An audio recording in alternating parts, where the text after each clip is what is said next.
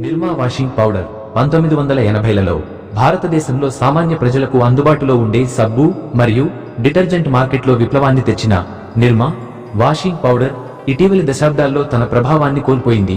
దీని పతనానికి కారణాలు చాలానే ఉన్నాయి. ఈ వీడియోలో నిర్మా యొక్క చరిత్ర, సవాళ్లు మరియు ఆధునిక మార్కెట్ డైనమిక్స్ తో అది ఎలా ఇబ్బంది పడిందో వివరిస్తాము. అలాగే మన ఛానల్ కి సబ్స్క్రైబ్ చేసి లైక్ చేసి ఇంకా ఎటువంటి సమాచారం కావాలో చెప్పండి కామెంట్లో. మేము మీకు పూర్తిగా అందించడానికి తోడ్పడతాం. నిర్మా యొక్క స్వర్ణయుగం.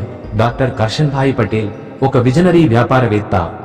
గుజరాత్లో రసాయన శాస్త్రవేత్తగా పనిచేస్తున్న కర్షన్ భాయ్ పటేల్ 1969లో స్వంతంగా తయారు చేసిన తక్కువ ధర డిటర్జెంట్ పౌడర్ను సైకిల్పై తిరుగుతూ తలుపు తట్టి విక్రయించడం ప్రారంభించారు. 1969లో డాక్టర్ కర్షన్ భాయ్ పటేల్ స్థాపించిన నిర్మా తక్కువ ధరలో అధిక నాణ్యత ఇచ్చి మార్కెట్లో చెలామణి అయ్యింది. కీలక వినియోగదారులుగా గ్రామీణ మరియు నిరుపేద పట్టణ ప్రజలను లక్ష్యంగా చేసుకుని HUL, సర్ఫ్ వంటి ప్రీమియం బ్రాండ్లకు ప్రత్యామ్నాయంగా నిలిచింది. నిర్మా వాషింగ్ పౌడర్, జింగిల్ మ్యాజిక్, దోదో, నహాలో, నిర్మా సబూన్లా.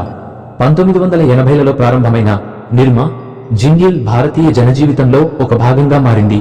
సాధారణ మధ్యతరగతి కుటుంబాలు, పిల్లలు, గృహిణుల దృష్టిని ఆకర్షించేలా ప్రకటనలు రూపొందించబడ్డాయి. నిర్మా యొక్క బ్రాండ్ గుర్తింపు HUL, సర్ఫ్ తో సమానంగా మారింది. అయితే ధరలో తక్కువగా ఉండటం దీనికి ఎక్కువ ప్రజాదరణ తెచ్చిపెట్టింది. పతనానికి ప్రధాన కారణాలు పోటీ మార్కెట్ డైనమిక్స్. మారుతున్న వినియోగదారు ప్రాధాన్యతలు. 2000ల నాటికి వినియోగదారులు అధిక నాణ్యత గల డిటర్జెంట్లు, సౌకర్యవంతమైన పార్ట్స్, లిక్విడ్ డిటర్జెంట్లను కోరసాగారు. Surf Excel, HUL, Tide, P&G వంటి బ్రాండ్లు ఈ మార్పును ముందుగానే గుర్తించి తమ ఉత్పత్తులను నవీకరించాయి. నిర్మా అయితే ఇప్పటికీ పౌడర్ ఫార్ములేషన్ కు కట్టుబడి ఉండటంతో ఆధునిక వినియోగదారుల ఆకర్షణ కోల్పోయింది.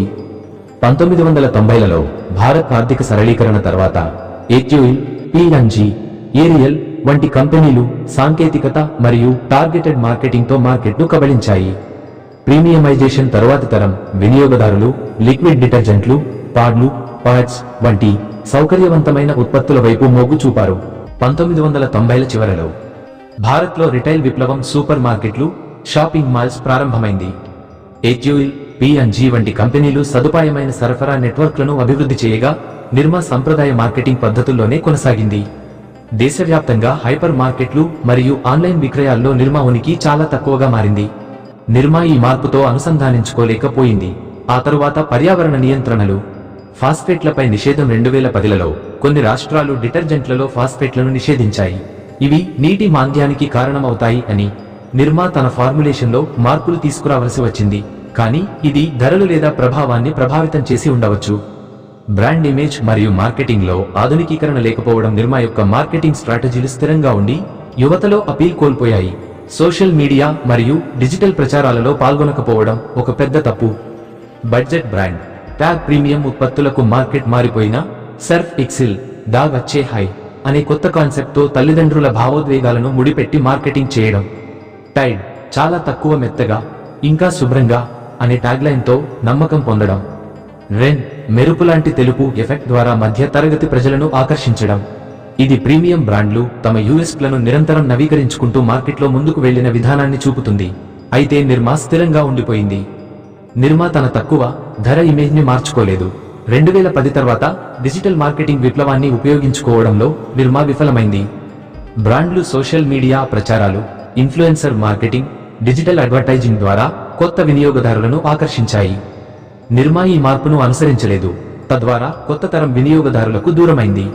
ఇప్పటి వైవిధ్యీకరణకు నిర్మా సబ్బులు, ఉప్పు, సోడా ఆష్ వంటి ఇతర ఉత్పత్తులపై దృష్టి పెట్టింది. డిటర్జెంట్ విభాగానికి ప్రాధాన్యత తగ్గింది. సిమెంటు పరిశ్రమలో ప్రవేశం చేసి నిర్మా నిమల్ సిమెంట్ను స్వాధీనం చేసుకుని ఇప్పుడు దేశంలోని అతిపెద్ద సిమెంట్ ఉత్పత్తిదారులలో ఒకటిగా మారింది.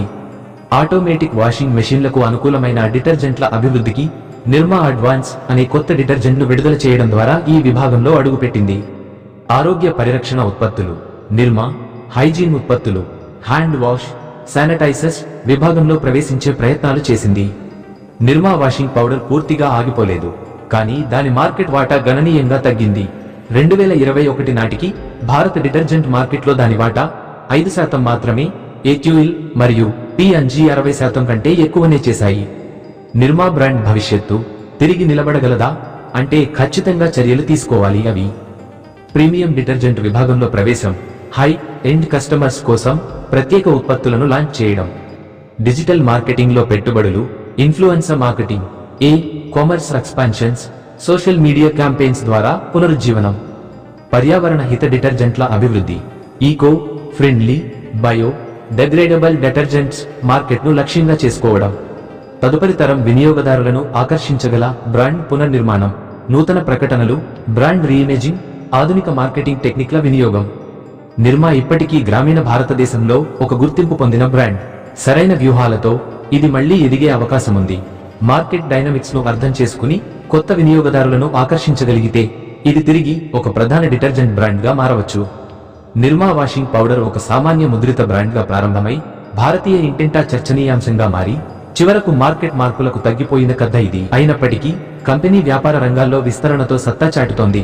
సరైన మార్కెటింగ్ వ్యూహాలు, వినియోగదారుల అభిరుచులకు అనుగుణంగా ఉన్న నవీకరణలు ఉంటే నిర్మా తిరిగి వాషింగ్ పౌడర్ రంగంలో నిలదొక్కునే అవకాశం ఉంది.